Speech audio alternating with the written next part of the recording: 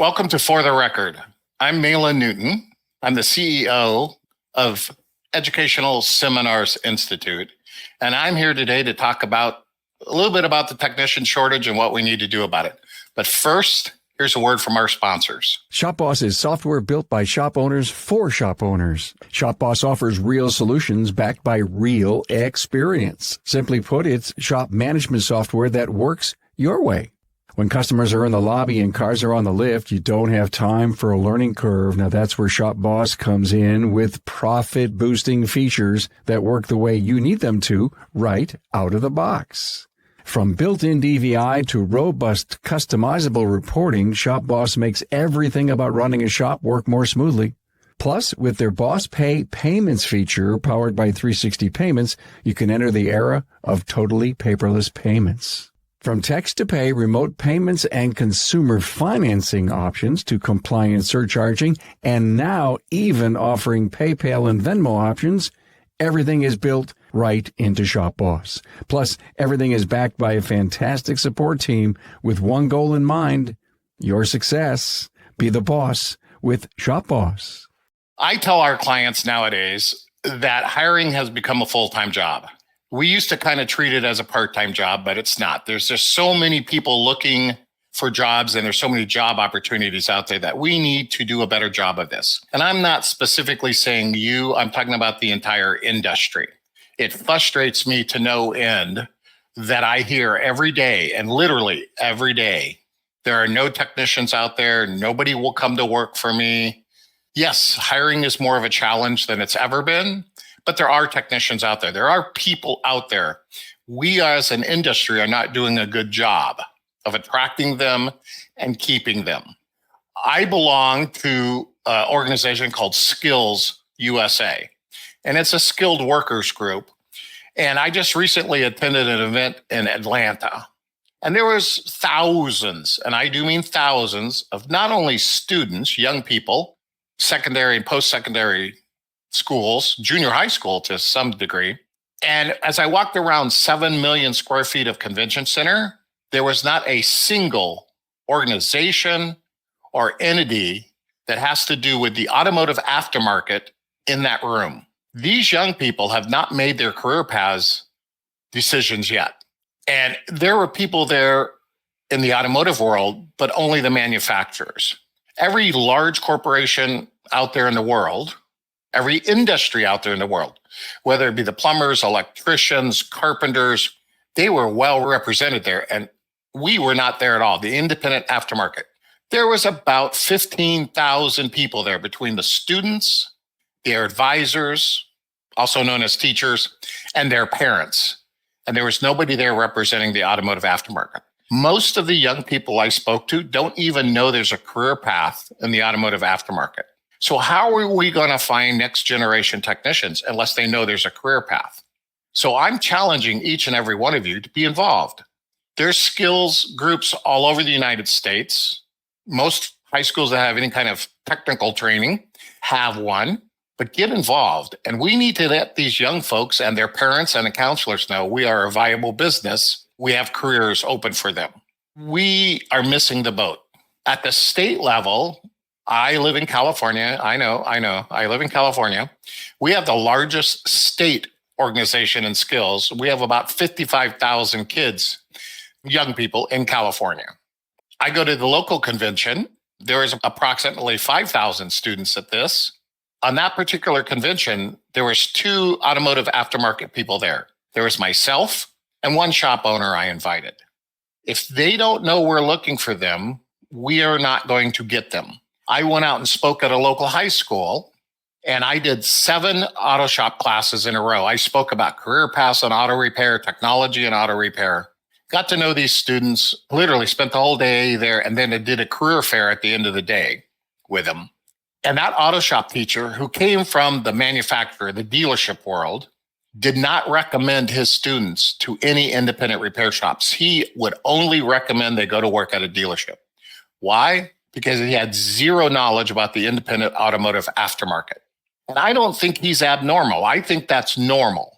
They're going to push them towards what they're comfortable with and what they know. And we, as an industry, that means you and I, We need to get out of our chairs and go introduce ourselves to these teachers, to the school programs, to the career paths, and let them know that we're out here. And I get it. You're busy. You have a shop to run. Well, that could be totally different for the record, because you need to be in a business that allows you to go out and do some of these things. I can't go to every career day, and I can't go to every auto shop in California alone, much less the United States, and tell them about the automotive repair industry. I went to an advisory meeting the other night. In this advisory meeting, there was a gentleman from Tesla. There was a gentleman from the FBI. They have their own auto repair facility, and they're recruiting technicians. Tesla's recruiting technicians. So the FBI was there. Tesla was there. There were 3 people from Toyota there, and me. There was a couple of teachers. There was administration from the school, but I was the only person there representing the automotive aftermarket. And I get it. It was after work. I traveled 60 miles one way to attend this advisory meeting because I wanted to be involved. They have students that they want to place, but the only people they can place them with is people that they know are looking and have needs. So I need all of us in our industry to do a better job of getting out, meeting the teachers, talking to the counselors at these schools, letting them know that we have a viable career path that pays very, very well. We talk to the students. I've done that on many occasions. We need to talk to the parents and the counselors and get them involved. And then we need to do a better job of running our businesses to where we can hire these young people and not treat them like third-class citizens. When they come out of school and they come to work in your shop, they want to work on cars.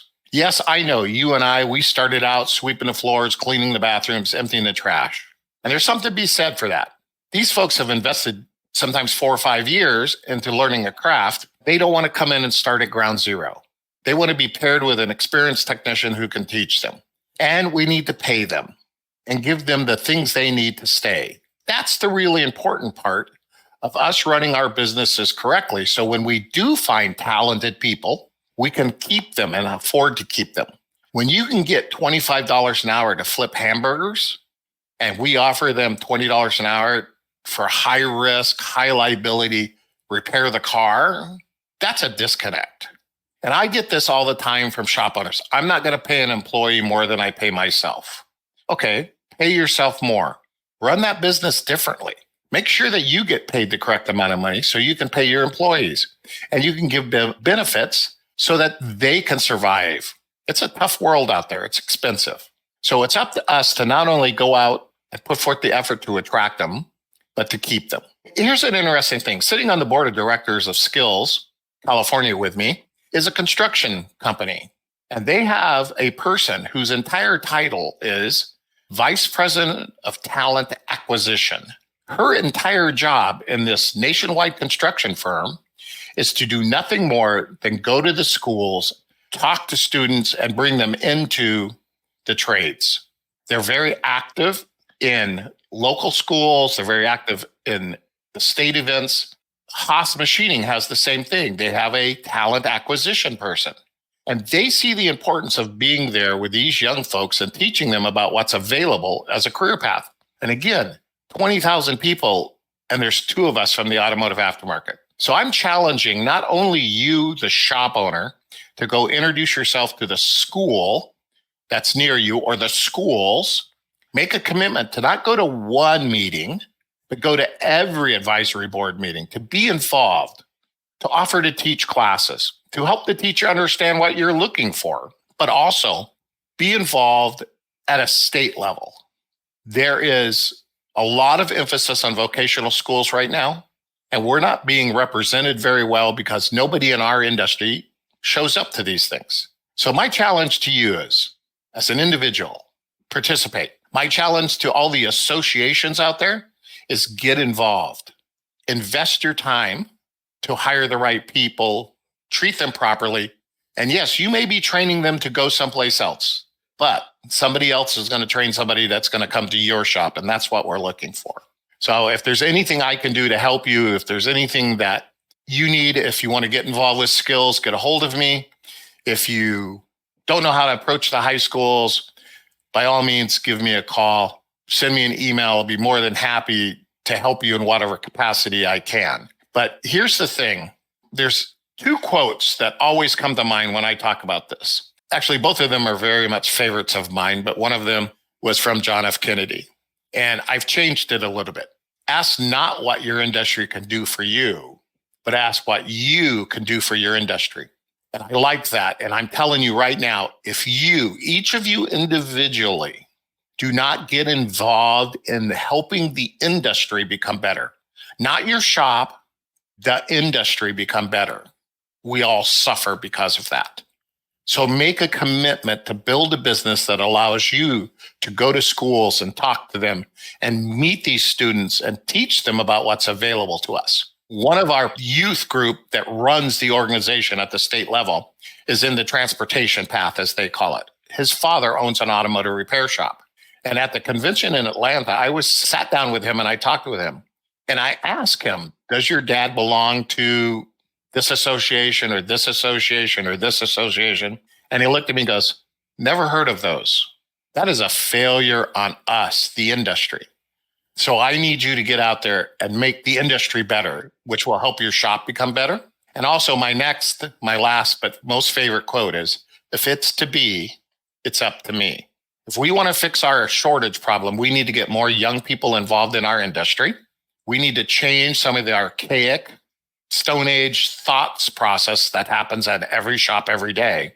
And we need to find an attractive way to make these young people go, I want to work here, because that's what's lacking right now.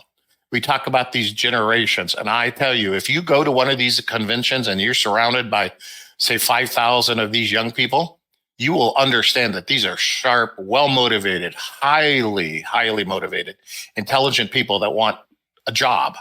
And why shouldn't they work for you? Well, it's because they don't know you exist. So it's time for us to do that. I appreciate your time today. Thank you so very much. And I just want you to know that if we stop thinking about ourselves and start thinking about our industry, I think our industry will be better. And that's my one thing I want you to take away from this. Let's fix the industry.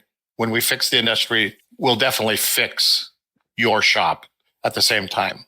This has been Maylan Newton from Educational Seminars Institute. Thanks for listening, and I look forward to talking with you in the future.